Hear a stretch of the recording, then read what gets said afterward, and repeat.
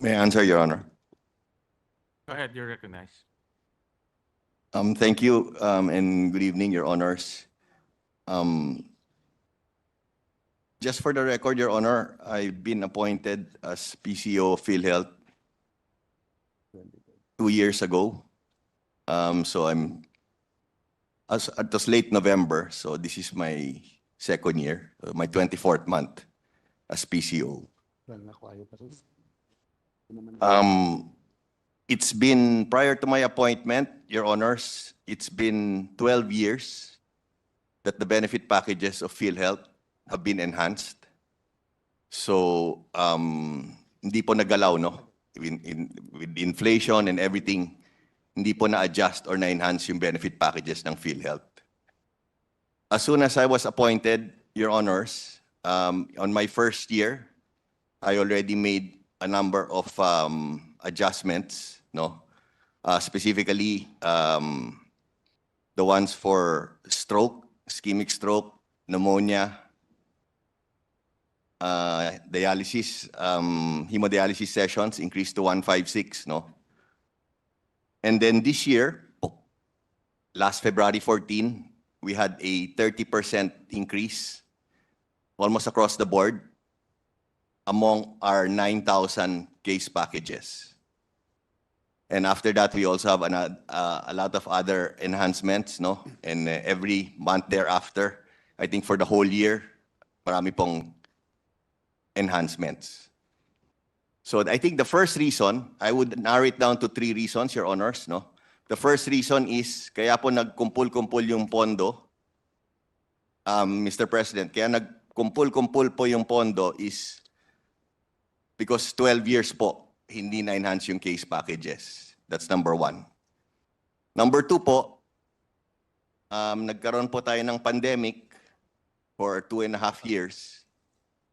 And because of that po, I think all of us in this room and most of us, dahil napaka-serious yung pandemic, natakot po lumabas sa bahay at pumunta sa ospital at pumunta sa mga doktor dahil baka magkaroon ng COVID, no? So that's the second. The third reason po is kasi by law, and Mr. President, alam na alam to ni Senator JV, no? Yung premium contributions were already set, no? So even if we had a lot of funds in place po, tuloy-tuloy pa rin ang pagkakolekta ng premium contributions. So I think with those 3 and plus a number of other reasons po, I think it's safe to assume talagang magkukumpul-kumpul yung pera, talagang dadami po yung pera, no? Thank you very much, Mr. President. Thank you for that, Mr. Ledesma. Tama po kayo yung policy. Ito po yung policy brief ng PhilHealth, no? 2013, yung all case rates were created, no? 2013. Kaya lang po, yung clamor, nagkaroon ng clamor 2023, but yung case rates adjustments were just fixed itong 2024. No? So, sabi nyo rin, you were appointed 2022, 2 years. Opo. Kaya nga po ako bilang principal sponsor and author of the Universal Healthcare Law, one of the reasons that I really wanted to be back in the Senate was to oversee the implementation. So in 2 years, bago po ang presidente, bagong administrasyon, bago rin ho kayo, we gave you enough ample time. Sige, unfair naman na magsalita lang kaagad kami, kaupo nyo lang. But I guess 2 years, Mr. President, is long enough. Diba? For, hindi na pwedeng sabihin na magiging learning curve, 2 years. A lot of there is no room, I think, Mr. President, to wait because a lot of our people are struggling to pay their medical bills. No? Napakarami, alam ko, lumalapit kahit sino senador dito. 1,000,000 ang kanila pong medical bills. Oo, maganda. Natutuwa tayo. PhilHealth, nandun na. By law, kailangan sagutin. Sumagot ang PhilHealth kahit papano. Pero ang tanong ko lang, andito po, no? Magtatanong ako. Regarding the support value. No? Halimbawa po yung nandyan, makikita ninyo. Public hospital, total bill 270,894.75. Ang deduction ng PhilHealth nasa 32,964. Malaki pa nga yan, or 12.17%. Next, these are real mga bills na nakukuha namin from patients. Ito po 1,541,000 ang bill, ang deduction ng PhilHealth 10,700, 0.69%. Next. Ito po, another billing from a public hospital, 915,826. Ang deduction ng PhilHealth, 170,185. Medyo malaki pa yon, no, sa 18.58%, but still not enough. Next. Ito po, private hospital, 548,905. PhilHealth deduction is 45,435 or 8.28%. So, napakaliit ho ng pinakamalaki na 18%, madalas 8%, 10%, 12%. On the average per medical bill, ang tanong ko lang po sa ating presidente ng PhilHealth, gaano po talaga ang naibabawas sa medical bill ng isang pasyente dahil sa PhilHealth? Ilang porsyento ba ang nababawasan? Kasi sa National Health Objectives for 2023 to 2020, nakalagay na dapat 66% ang support value ng PhilHealth. That was in 2019. But currently, we have received a report regarding the 2020 and 2021 PhilHealth support value for patient care, that PhilHealth support value is only 43.58% and 56.80%. So kahit sundin ho sana natin yung 43% o 56%, kahit ba bumaba, ang laki bagay, pero napakasakit, basahin nito mga ganito. Hindi ba kakapiranggot ni hindi nararamdaman eh. Di ba? So, how can you explain this? Babina natin case rate. 2024, bakit naman ngayon lang tayo nag-adjust? Oo, 10 years. 2013.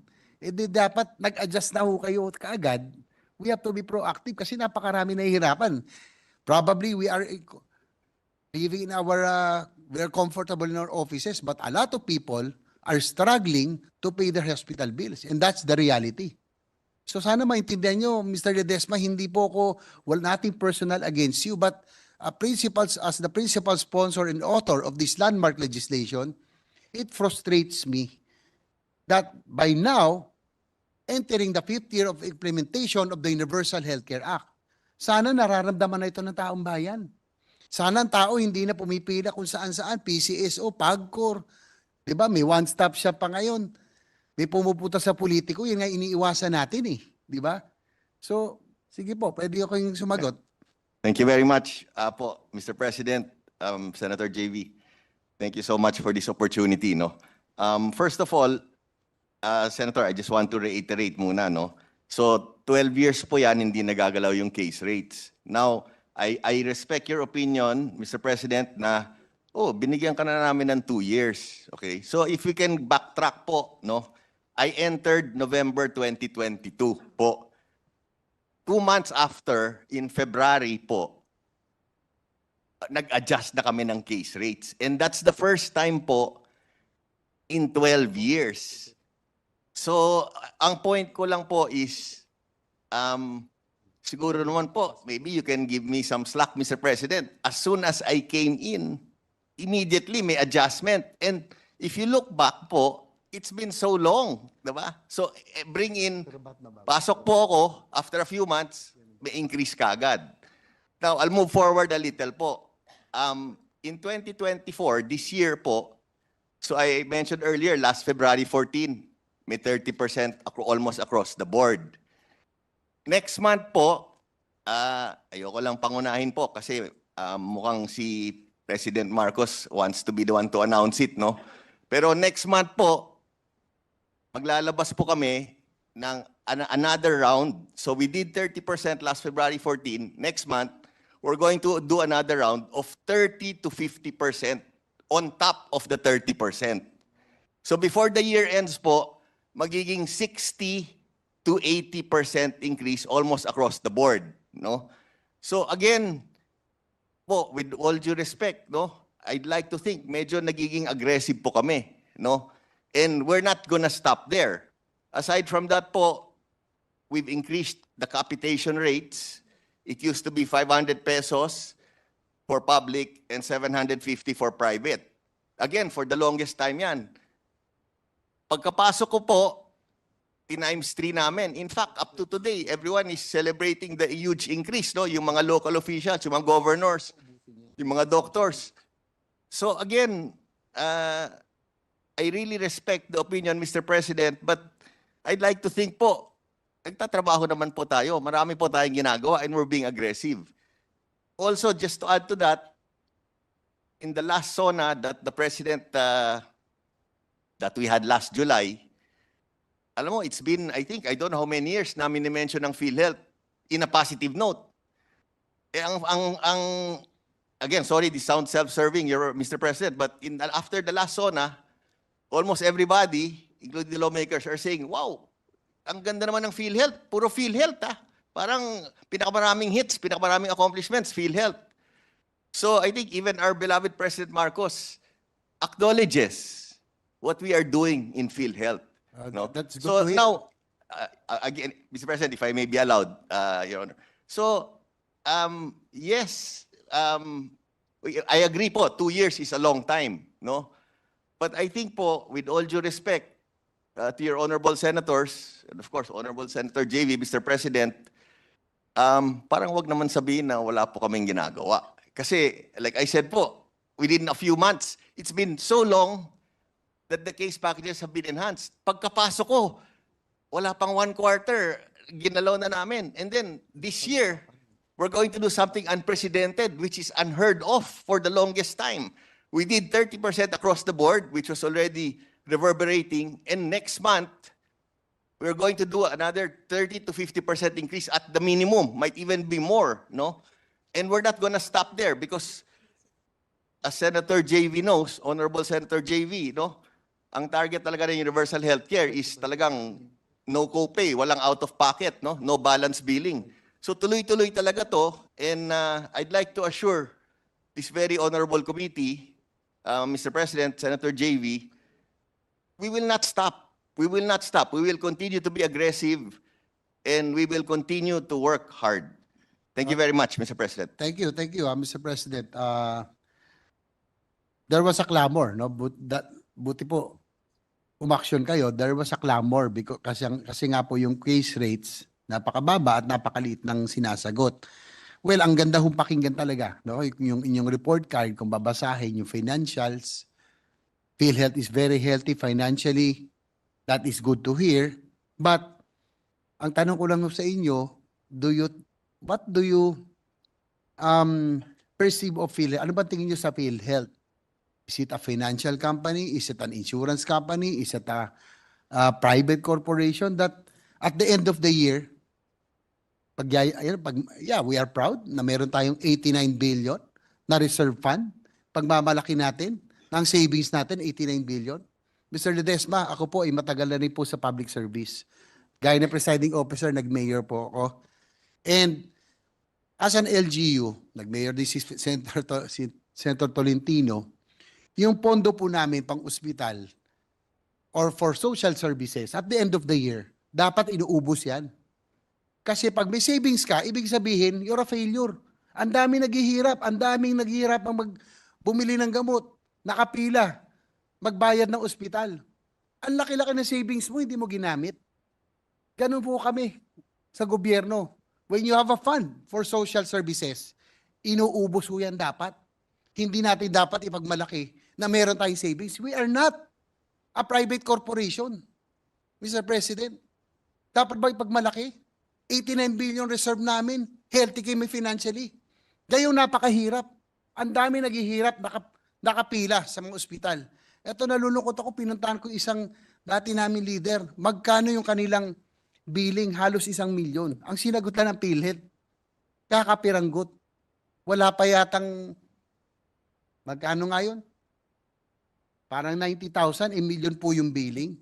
Mr. Ledesma, ano po ang tingin nyo sa PhilHealth? Is it a private corporation? Is it a financial corporation? Or are you a government agency? A government service agency?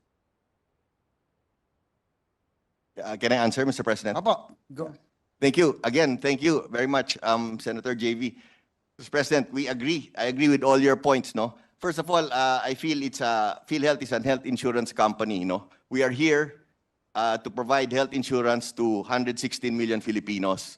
And actually, I echo everything you said, Senator JV, Mr. President. In fact, paulit-ulit ko sinasabi when I joined PhilHealth, sinasabi ko sa Execom, no? Sabi ko, bakit ang laki ng net income natin? Hindi maganda yan. Kung commercial bank tayo, kung bangko tayo, or business, entrepreneur, maganda yon. Pero for a health insurance company like PhilHealth to have such huge net income is actually a negative. So I agree with, Mr. President, I agree wholeheartedly with Senator JV there. Now, Senator JV, sana I'm asking, no? I'm asking this honorable committee, kasi sinasabi nyo, bakit ganon? May 89.9 billion. I'm the first one among all of us in this room who is not proud that PhilHealth has had a 600 billion cash reserve, no? Now, first of all, pero at the same time, Mr. President, parang mali rin ata to pin the blame fully on me. Why? Kasi again, uulitin ko po, 'di ba? Itong pera na to, it was piling up through the years. Hindi naman this is all accumulated through a long period of time. Hindi naman pagkapasok ko, tsaka lahat, 'di ba?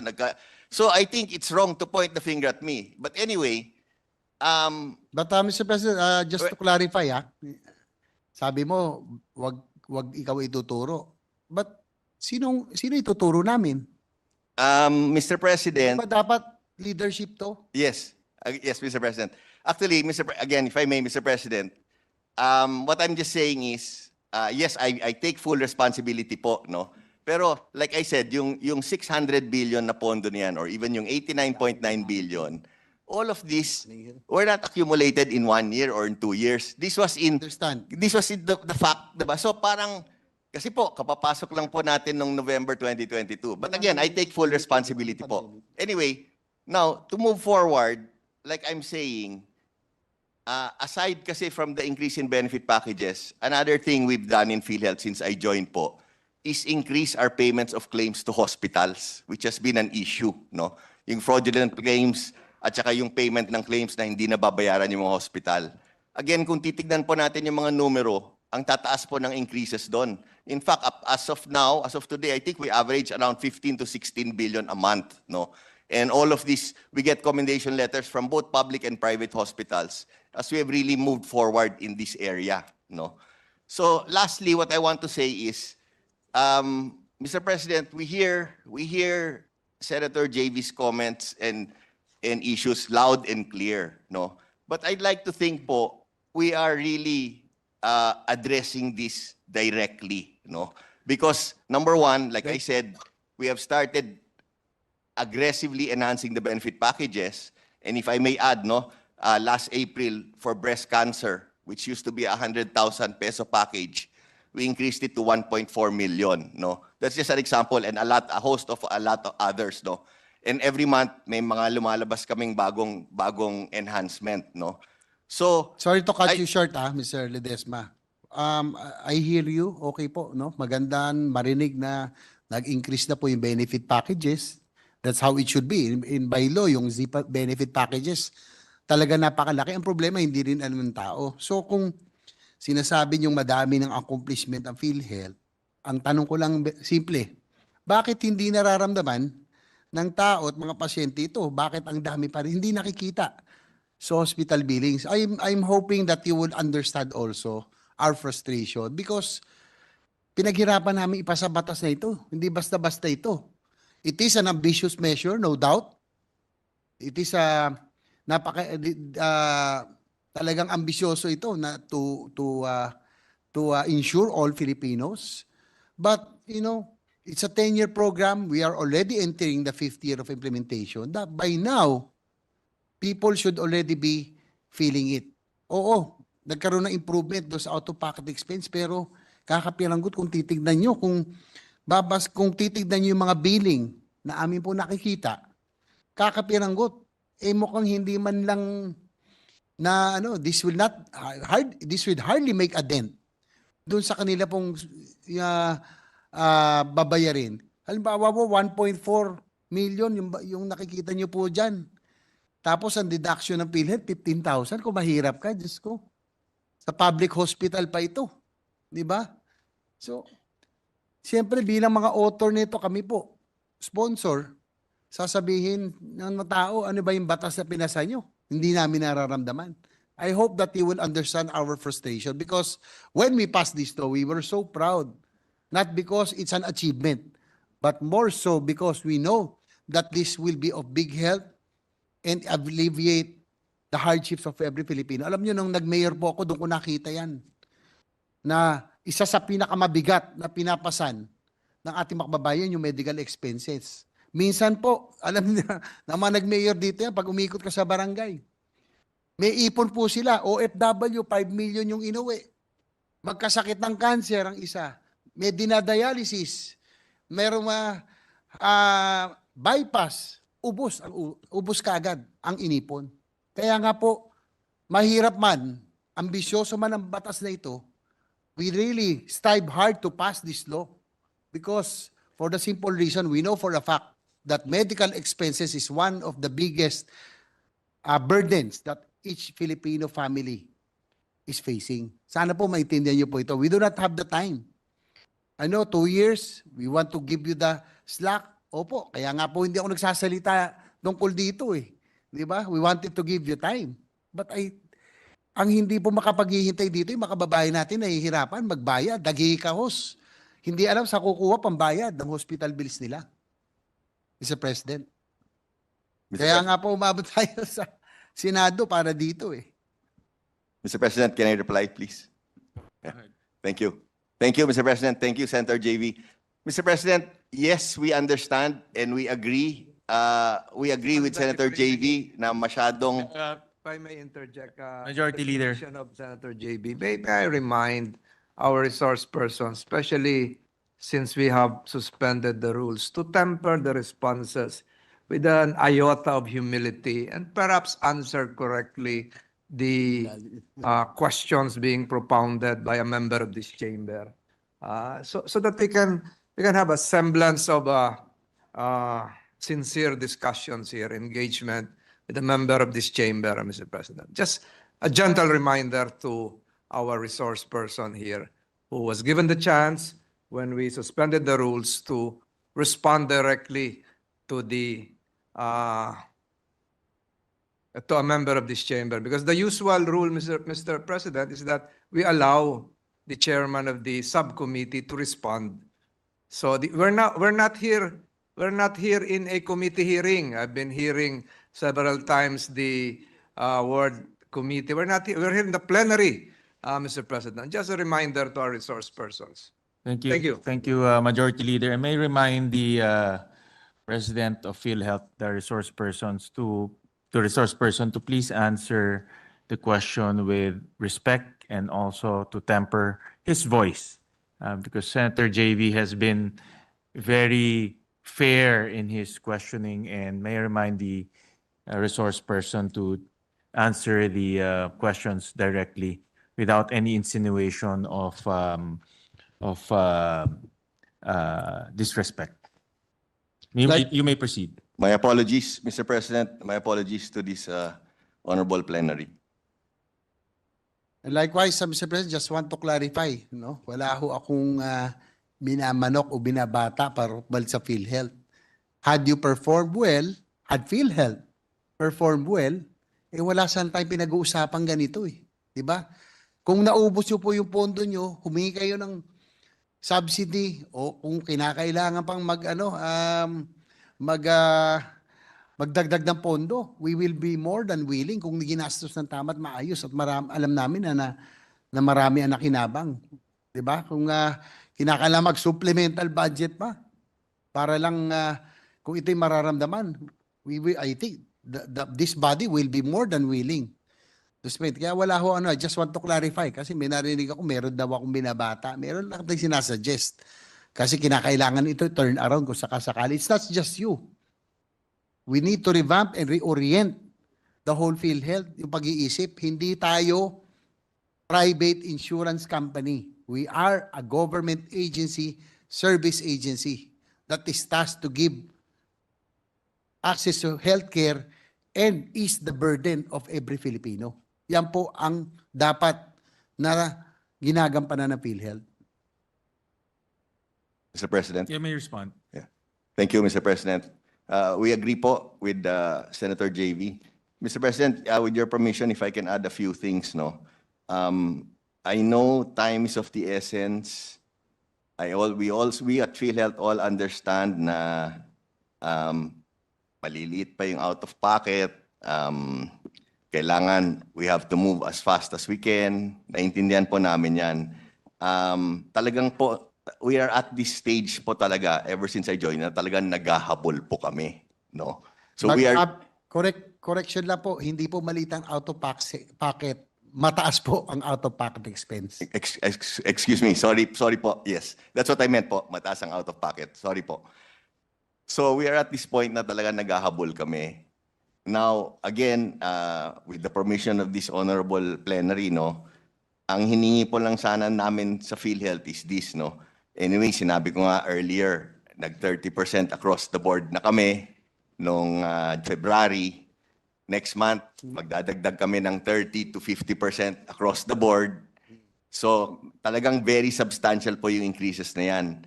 So, I think it's very safe to assume sooner rather po than later na talagang malaki na yung effects nito and mafe-feel na po ng mga taong bayan ito. Lastly po, Mr. President, if I can also add, no, kasi pinag-mention kanina ni Honorable Senator JB yung hemodialysis, no, yung dialysis.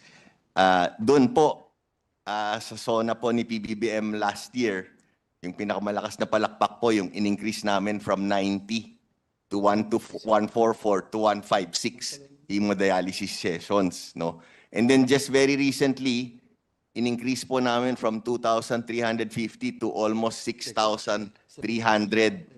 350 po yung sa hemodialysis, no, per session. So ang lumalabas na niyan, if you compute it at 3 sessions per week po, at 52 weeks in a year, almost 1 million po yan. Very substantial po yan, and the feedback we're getting, again, is also very positive, no. So again, I'd like to end by just saying, Mr. President, na yes, we agree wholeheartedly with Senator JV. We have a lot to move forward. We have a lot of things to do. Pero rest assured, again, to this honorable plenary, no, we are moving as fast as we can. Naghahabol talaga kami. At talagang we are really working hard at PhilHealth po. Maraming salamat po, Mr. President. Maraming salamat kung ganun. Sana noon pa. Dapat kahapon natin ginawa. So siguro sa akin lang, Mr. Ledesma, inihingin ko na lahat na sinabi mo ma-implement sana this year. At sisingilin ko yan talaga, first quarter of next year. And I plan as the chair, as the principal sponsor and author of the Universal Healthcare Act, I plan to ask that the oversight committee be convened as soon as possible so that we may know what went wrong, what needs to be done, where is the disconnect, saan ba tayo nagkulang, si DOH ba, si PhilHealth ba, si HTAC ba na dapat sila rin na nagre-recommend sa mga technical aspect to improve the beneficiaries and thereby improving the rates? We're entering already, Mr. President, the 5th year of implementation. Dapat ito naghihikahos. Paano po yung naghihirap? Katulong naman, bumaba ang out-of-pocket expense, but still, we still have a long way to go. Diba? Marami pa pero ang sa atin po, tayo po pwede magantay. Komportable tayo. Paano po yung mga naghihikahos? Paano po yung naghihirap? Sila hindi pwede yung makita lang yung hospital bill, mamamatay na sa laki. Yun ang mga hindi kayang magantay. Tayo pwede magantay. Sila po hindi kaya magantay. Kaya po, Mr. President, I hope, pasensya na po if I'm quite frustrated because being the principal sponsor and author of we were very optimistic that by now, the Filipino people will already feel that the government is there the moment that they are in need, especially with their medical expenses. Kaya yun lamang po siguro. I will be asking siguro later on our chair when we go back to the rules regarding the specialty centers that we are also pushing in this body. Thank you, Mr. President. Thank you, Mr. President. Yes, last response from the Mr. resource President, person. just for last response, again, I want to thank Your Honor, Mr. President, and Senator JV. And I just want to assure all of this honorable plenary, that we hear you loud and clear. We will continue working very hard para po maghabol to catch up, And as Senator JV said, medyo late na, 5 years na. Diba? We were supposed to be at a certain level, which we are not. We will try our best to really catch up, and to work double time to get there po. Maraming salamat po. Kung ako tatanungin, first of all, I join the frustration of Senator J. Versito. We've seen his hard work in putting the universal health care in place. Pero ako, dalawang obserbasyon lang ang nakikita ko at alam ko na hindi tayo umaabot sa universal health care. Number one, tuwing pumapasok ako dito ng 7, 8 a.m., ang daming nakapila sa labas para humingi ng tulong sa mga senador. Karamihan dyan, medical assistance. Pangalawa, in 2024, meron tayong 58 billion for MAIP. Ito yung guarantee letter. Hanggat may guarantee letter, ibig sabihin, hindi sapat yung universal healthcare. So yun lang po. And I join Senator JV. Thank you, Mr. President. Actually, itong mga bill nito, those are from people who are seeking. Thank you to the chairman of the Committee on Health. Mr. President, I need a 3-minute suspension to run to the restroom. Thank Before you. that, before I suspend the hearing, it has come to my attention that there is a head of agency who answers disrespectfully towards in answering questions of senators. And I would like to warn all those heads of agencies concerned to be respectful in answering questions coming from the senators. We can defer your budget. We did that. We've done that before, and we can do that again. And this warning goes to all government agency, the heads of government agencies concerned.